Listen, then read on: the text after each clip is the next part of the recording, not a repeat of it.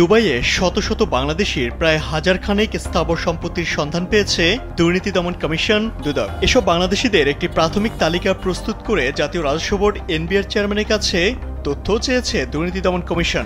সংস্থাটির সূত্রে জানা যায়, সংযুক্ত আরব আমিরাতের দুবাইয়ে অর্থ পাচারের মাধ্যমে ৯৭২টি সম্পদ ক্রয় করেছেন কমপক্ষে ৪৫৯ জন বাংলাদেশি। অনুসন্ধান দল প্রাথমিকভাবে ৭০ ব্যক্তির নাম উল্লেখ করে সবার আয়কর নথি তলব করেছে। অভিযোগের সংক্ষিপ্ত বিবরণ থেকে জানা যায়, ৪৫৯ জন বাংলাদেশি মানি লন্ডারিংয়ের মাধ্যমে বিপুল পরিমাণ সম্পদ সুইস ব্যাংক সহ বিভিন্ন দেশের বিভিন্ন ব্যাংকে পাচার করে। পরবর্তী সময়ে এসব অর্থ দুবাইয়ে স্থানান্তর করে সংযুক্ত আরব আমিরাতে গোল্ডেন ভিসার সুবিধা নিয়েছেন তারা। যমুনা ইলেকট্রনিক্স ঈদে ডাবল খুশি অফার সিজন ৩, যে কোনো পণ্য কিনলেই পাচ্ছেন নিশ্চিত ঈদ উপহার। এর আওতায় ওই ব্যক্তিরা ৯৭২টি সম্পত্তি ক্রয় করেছেন, যার আনুমানিক মূল্য ৩১,৫০,০০,০০০ ডলার। দুদকের তদন্ত দল অনুসন্ধানের স্বার্থে এসব ব্যবসায়ীর নামে ইস্যুকৃত টিআইএন সার্টিফিকেট এবং ভিউ ডিটেলসের তথ্য চেয়েছে। ২৯ এপ্রিলের মধ্যে দুদক এসব তথ্য দিতে এনবিআর চেয়ারম্যানকে অনুরোধ জানিয়েছে। দুদকে জমা হওয়া অভিযোগের বিবরণী অনুযায়ী ২০১৮ সালে নির্বাচনের পর বাংলাদেশ থেকে বিপুল অর্থ দুবাইয়ে স্থানান্তর হয়েছে। জানা যায়, দুবাইয়ে বাংলাদেশিদের গোপনে ক্রয় করা সম্পদের মূল্য কম করে হলেও $1 বিলিয়ন।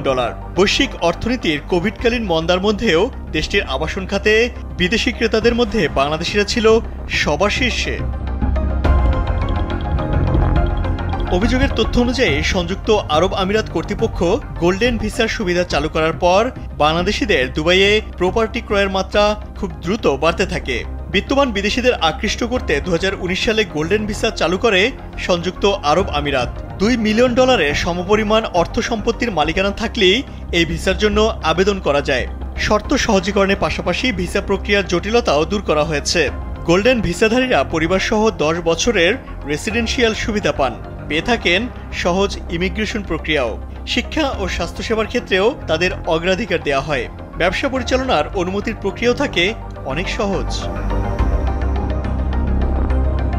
তথ্য গোপন করে দুবাইয়ে সম্পত্তি কেনা এসব বাংলাদেশিদের সম্পদ কেনার অভিযোগ অনুসন্ধান করতে ২০২৩ সালে হাইকোর্ট একটি নির্দেশও দিয়েছিল।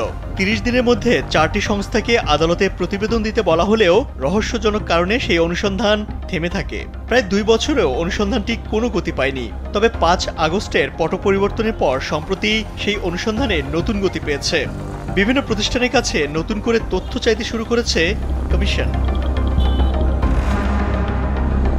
এ বিষয়ে দুদকের মহাপরিচালক আক্তার হোসেন জানান, সঠিক তদন্ত ও আইনি প্রক্রিয়ার মধ্য দিয়ে অর্থ পাচারকারীদের শাস্তি নিশ্চিত করা ও পাচার হওয়া সম্পত্তি ফিরিয়ে আনতে কাজ চলছে।